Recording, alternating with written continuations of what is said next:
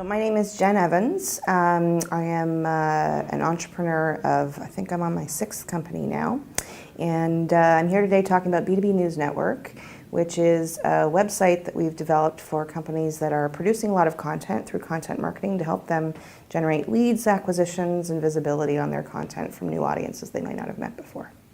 I'm connected to Catalyst through Mandy Gilbert at Creative Niche, who I met at a Dell event last spring, and she invited me to be here as part of the event.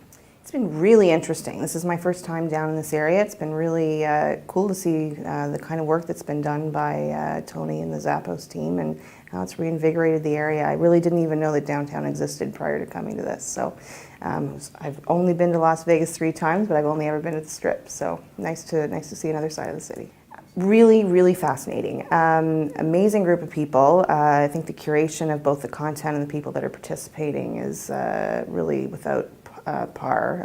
The caliber of the entrepreneurs and the conversations, and even conversations about things that, you know, I consider myself a fairly sophisticated entrepreneur. I had no idea how the B Corp thing worked. That was really, really powerful and educational for me. And the idea of bringing a very diverse group of people together in an environment like this to talk about things, I think, is so useful because it gets you out of your sort of day-to-day comfort zone and allows you to think a little bit outside of what your day-to-day looks like. And it spurred a lot of interesting stuff for me, that's for sure. What has been my favorite experience? So it's going to sound kind of silly, but I am actually a smoothie devotee. So checking out the business model of the guy who runs the Grassroots shop, and his whole approach to health, what he was talking about with the way that they can do the skin detection and figure out exactly, you know, what deficiencies you have. I mean, when you think about where food and nutrition was even 15 years ago and where he clearly demonstrated it's going, that's exactly the kind of thing that I find so interesting about an experience like this.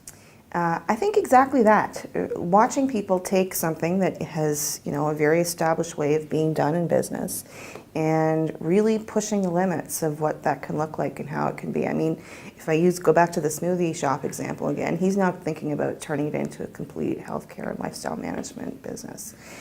So the idea of taking something from a kernel and turning it into something much bigger, something I'm a big fan of. So to see other people doing that has been very inspiring as well. My takeaway from this week is that it is always possible to think a little